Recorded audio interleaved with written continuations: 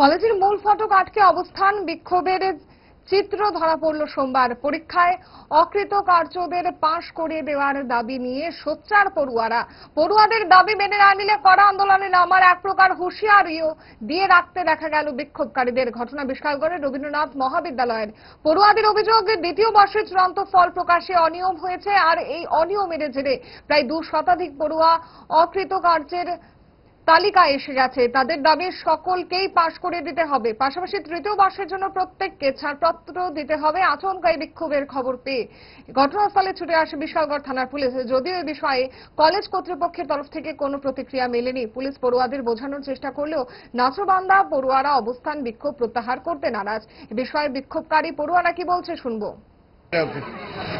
আমাদের রেজাল্ট ভুল প্রকাশিত। এখন তোমাদের দাবি কি? আমরা দাবি আমরা কোয়ালিফাই করে দেওয়া হোক, আমরা থার্ড সেমিস্টারকে ব্যাক ক্লিয়ার করব। এরকম তোমাদের এখানে মানে কতজন স্টুডেন্ট মানে আছে এরকম আটকে? 150 বা 200। এরকম কলেজ স্বর্ণকমল স্বর্ণবর্ষা 2 জুলাই থেকে 23 আগস্ট। মেগা লাকি ড্রতে 2টি স্কুটি, লাকি ড্রতে 60টি স্বর্ণমুদ্রা, হীরের গয়নার মজুরিতে 75% ছাড় এবং সোনার গয়নার মজুরিতে 20% ছাড় থাকছে প্রতি কেনাকাটায় নিশ্চিত উপহার। এছাড়া যে কোনো হলমার্ক যুক্ত গয়নার সমমূল্যের হলমার্ক যুক্ত নতুন গয়না কেনার সুবর্ণ সুযোগ। স্বর্ণকমল জুয়েলার্স, আজই আসুন আমাদের আগরতলা এবং উদয়পুরের শোরুমে। শর্তাবলী প্রযোজ্য।